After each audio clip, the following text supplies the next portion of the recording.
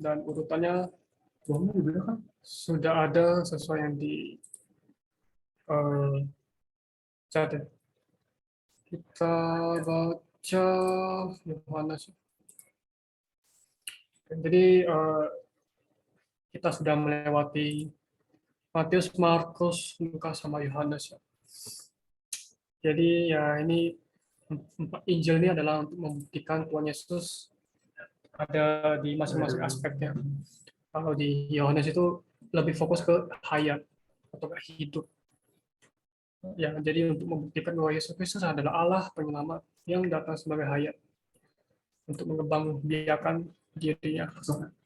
Ya, jadi ini adalah Injil yang membicarakan tentang hayat, hidup, dan juga adalah membuktikan siapa itu Tuhan Yesus. Itu Allah penyelamat. Jadi Tuhan dia juga Allah. Dia datang ya sebagai hayat. Untuk apa ya? Untuk mengembangbiakan dirinya. Oke, kita ada di pasal 18 ya. Oke. Kita mulai baca ya. Sesuai yang ada di chat berarti dari pasal 18 ayat 1 sampai ayat 27. Kita mulai baca yang poinnya kita baca sama-sama ya. Terus ayat per ayat kita baca satu orang. Ada berapa? 2 ayat ya. Yuk kita mulai. 1, 2, 3. Jadi nggak bisa. Proses hayat melalui mati dan bangkit untuk pelipat gandaan. Satu, dengan kemauan sendiri dan dengan menyerahkan diri sendiri untuk melalui proses. Satu, setelah Yesus mengatakan semuanya itu, keluarlah ia dari situ bersama-sama dengan murid-muridnya. Dan mereka pergi ke seberang sungai Kidron. Di situ ada suatu taman, dan ia masuk ke taman itu bersama-sama dengan murid-muridnya. 2, Yudas yang mengkhianati Yesus tahu juga tempat itu, karena Yesus sering berkumpul di situ dengan murid-muridnya. Amin. 3, lalu datanglah Yudas juga ke situ dengan sepasukan prajurit dan penjaga-penjaga bait Allah yang disuruh oleh imam-imam kepala dan orang-orang Farisi, lengkap dengan lentera, obor, dan senjata.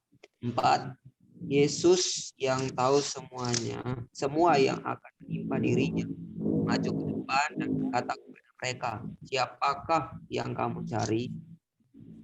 Amin. 5, jawab mereka, Yesus dari Nazaret. Katanya kepada mereka, akulah dia. Yudas yang mengkhianati dia berdiri juga di situ bersama-sama mereka. Ketika ia berkata kepada mereka, akulah dia, mundurlah mereka dan jatuh ke tanah.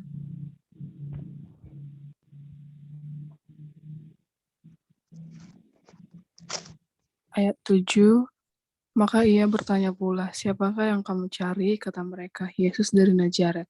Jawab Yesus, telah kukatakan kepadamu, akulah dia. Jika aku yang kamu cari, biarkanlah mereka ini pergi. 9, demikianlah hendaknya supaya genaplah firman yang telah dikatakannya, dan mereka yang kau serahkan kepada aku, tidak seorang pun yang kubiarkan binasa. 10, lalu Simon Petrus yang membawa pedang menghunus pedang itu, meletakkannya kepada hamba imam besar, dan putuskan telinga kanannya. Nama hamba itu Malkus. 11, kata Yesus kepada Petrus, sarungkanlah pedangmu itu. Bukankah kau harus minum cawan yang diberikan Bapa kepadaku? 2, diuji oleh manusia di dalam kewibawaannya. Diuji oleh orang-orang Yahudi dalam agama mereka. 12, lalu pasukan prajurit serta perwiranya dan penjaga-penjaganya yang disuruh orang Yahudi itu menangkap Yesus dan membelenggu dia. 13, mula-mula mereka membawanya kepada Hanas, karena Hanas adalah mertua Kayafas yang pada tahun itu menjadi imam besar. 14, dan Kayafaslah yang telah menasihatkan para pemuka Yahudi, lebih berguna jika satu orang mati untuk seluruh bangsa. Amin. 15, Simon Petrus dan seorang murid lain.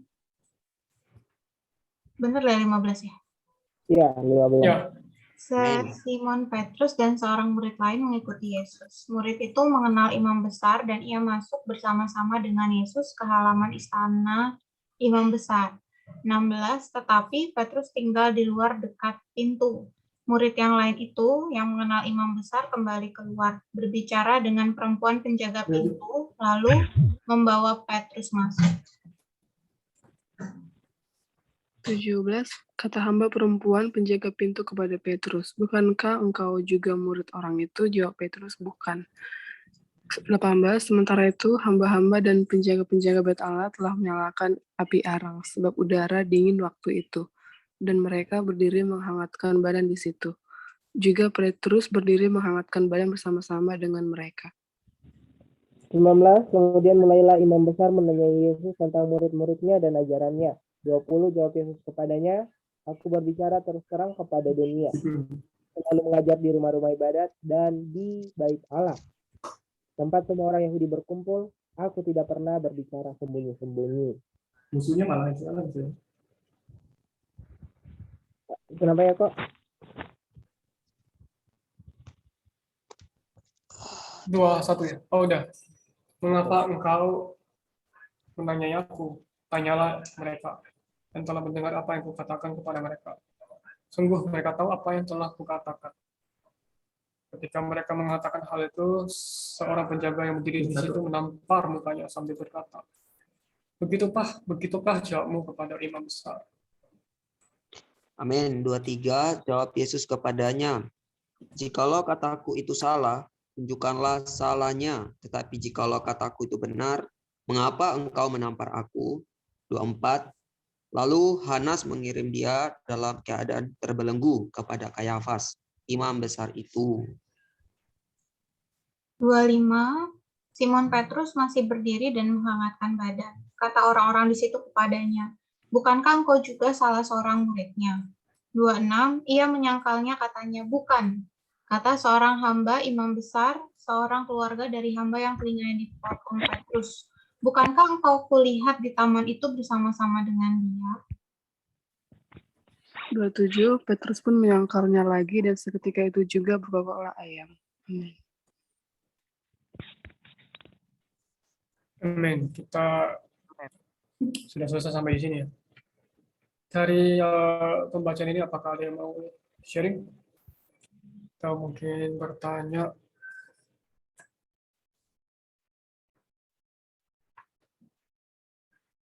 Atau mungkin ada ayat yang berkesan? Belum deh. Boleh coba sharing.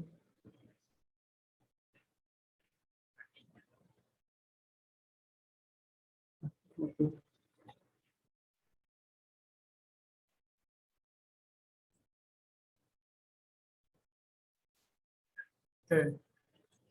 Kalau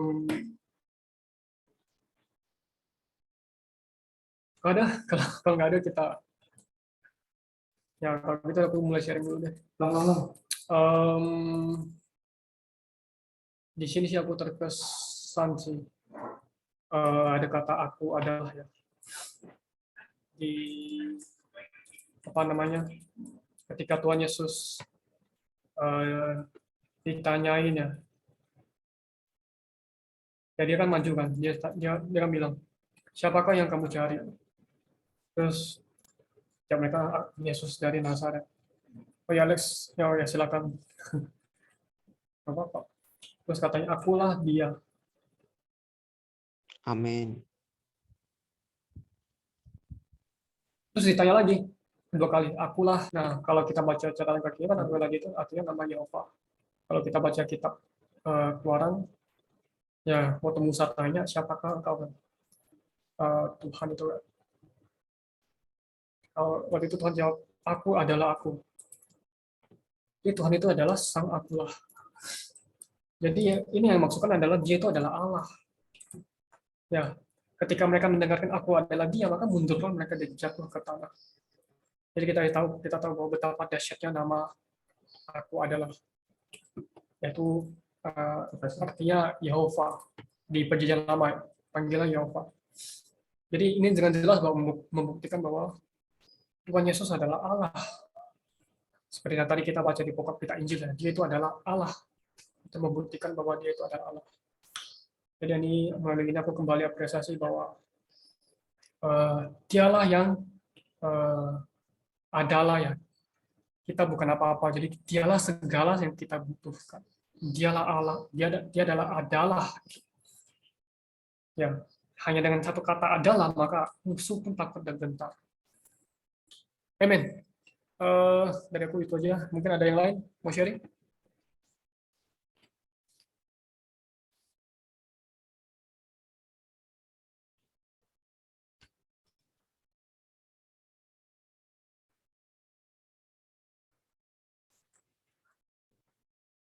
Apakah ada mungkin dari Mariel, Herlin, atau enggak di Mei ya, sama Bro Miris, apakah ada lagi yang mau sharing?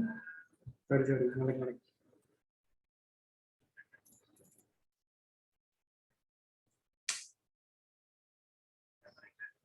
Oke, saya hitung ya, sampai 3 ya. 1. Haleluya, amin. Saya Kak. Oh, udah. Oh, oke. Boleh. Amin. Di sini kita melihat bahwa Yes. dikatakan bahwa dengan kemauan sendiri dan dengan berani menyerahkan dirinya sendiri untuk melalui proses. Jadi saudara-saudari, kita melihat bahwa Kristus ini untuk mati dia dengan kemauan sendiri, tanpa dorongan dari siapapun ya, tetapi dari kemauannya sendiri dan dengan berani menyerahkan dirinya sendiri untuk melalui proses ya, mulai dari kematian, bangkit, dan dia bisa tinggal di dalam kita, menjadi roh, menjadi hayat di dalam kita. Nah, saudara-saudari, dalam perkara ini saya sangat terkesan ya, bahwa untuk mati, bangkit ya, bahwa dia melakukannya itu secara dari dirinya sendiri. Nah, hari ini kita menyadari bahwa Kristus itu sudah ada di dalam kita ya. Dia sudah menjadi hayat di dalam kita. Nah, apakah ketika kita datang kepada Tuhan itu kita masih ada seringkali kita ini ya bermalas-malasan ya. Seringkali kita harus didorong-dorong ya untuk mengasihi Tuhan. Nah, tetapi puji Tuhan melalui berita ini, bacaan kita ya, kita mau melihat teladan Tuhan untuk mati bagi kita ya dengan dorongan dari diri sendiri. Nah, semoga Kristus di dalam kita itu menjadi dorongan bagi kita ya untuk datang kepada Tuhan, menikmati Tuhan senantiasa. Dan di sini juga dikatakan bahwa dia berbicara itu terus terang kepada dunia. Nah, dan dia tidak pernah berbicara sembunyi-sembunyi. Berarti penghidupannya juga adalah penghidupan yang hidup berdasarkan Allah. Dia tidak hidup sembarangan, tetapi dia hidup ini adalah bagaimana dia menjadi hayat itu tinggal di dalam kita. Semoga kita boleh menempuh penghidupan sama seperti Tuhan ya. Dia ada di dalam kita, dia menuntun kita supaya kita ketika datang kepada firman Tuhan ya, kita ada dorongan secara pribadi, juga tentu melalui kenikmatan kita terhadap Tuhan ya. Makin hari makin manis. Puji Tuhan, amin.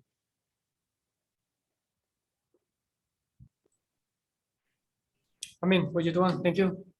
Amin. Apakah ada lagi yang mau sharing? Aduh, gue belum ganti info lagi. Ada.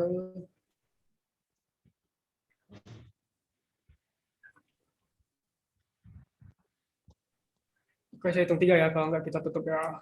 Kita langsung kesimpulan. Amin. 1, 2. Aku di ayat 9. Bunyinya demikianlah hendaknya supaya genaplah firman yang telah dikatakannya. Dari mereka yang engkau serahkan kepadaku, tidak seorang pun yang kubiarkan binasa. Itu aja sih, Kak. Amin. Thank you. Amin. Thank you, Herlin. Amin. Puji Tuhan. Amin. Amin. Oke, sudah nggak ada ya? 1, 2, 3. Baik. Simpulkan ya apa yang kita bacakan tadi. Jadi kitab ini kan bicara mengenai Injil hayat ya. Jadi poin utama penekanannya sudut pandangnya adalah hayat. Sedangkan di kitab Matius, Markus, Lukas itu di bagian akhir itu difokus ke Tuhan mati adalah untuk menebus dosa-dosa kita. Makanya Amin. kalau ketika kita lihat Tuhan ke taman, ini kan ke taman. Tidak ada pencatatan bahwa Tuhan itu berdoa mengenai apa, biarlah cawan ini berlalu daripadaku, terus kelihatan apa Tuhan itu apa keringat, darah ya. Nggak ada di sini. Di sini kita melihat bahwa Tuhan itu dengan gagah, dengan berani ya, dengan Amin. kemauannya sendiri untuk pergi menyerahkan diri untuk ke dalam maut. Karena kan di dalam dunia ini kan ada 3 hal yang nggak bisa kita kalahkan. Dosa, dunia, dan maut. 3 hal ini nggak mungkin kita bisa kalahkan. Hanya Tuhan Yesus yang bisa kalahkan 3 hal ini, dosa, dunia, dan maut.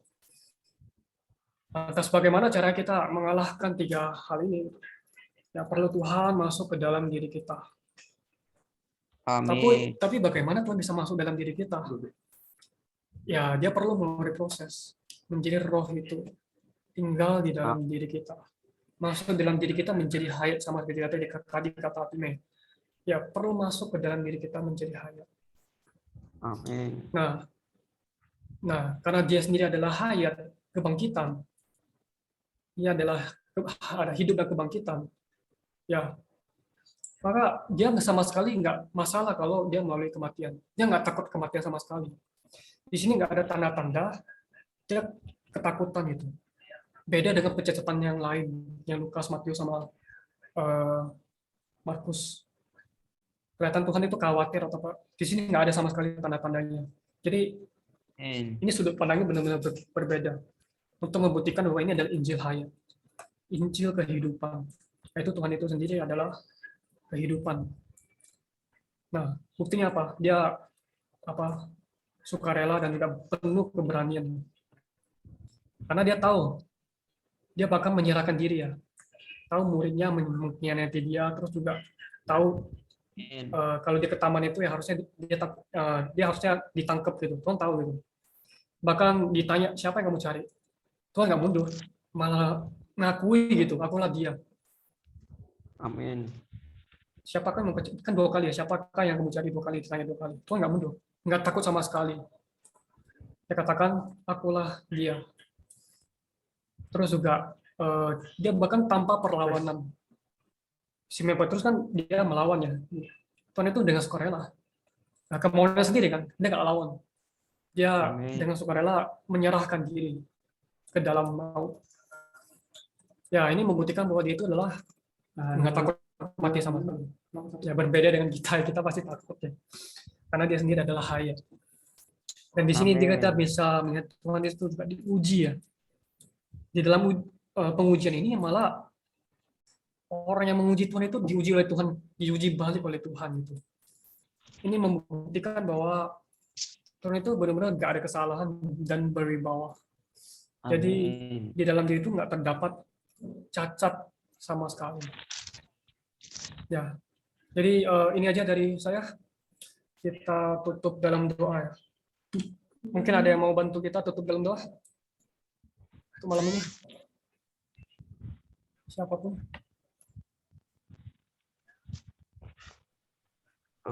Aku Amin. Yaudah, oke. Mari kita bersatu dalam doa. Tuhan Yesus yang baik, terima kasih Tuhan atas berkat-Mu hari ini ya Tuhan. Kami bisa membaca bersama ya Tuhan, dan kami juga bisa sharing juga ya Bapak. Tuhan, berkati Cimaria, berkati Ko Evi, berkati Ko Timi, Kak Riris, dan juga admin BIC juga ya Bapak. Tuhan, Engkau pakai anak-anakmu ini ya Tuhan secara luar biasa ya Tuhan dalam pelayanannya, dalam pekerjaannya, dalam kuliahnya, dalam sekolahnya. Kami percaya Tuhan segala sesuatu apapun yang kami lakukan untuk kemuliaan nama-Mu dan Engkau selalu berserta dengan kami juga ya Tuhan. Tuhan berkati juga Amin. kesehatan bagi teman-teman kami ini juga ya Bapa. Jauhkan dari penyakit ya Bapa. Kami percaya Tuhan Engkau yang melindungi kami semua.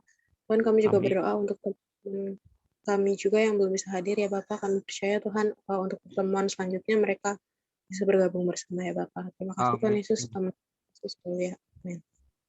Amin. Puji Tuhan.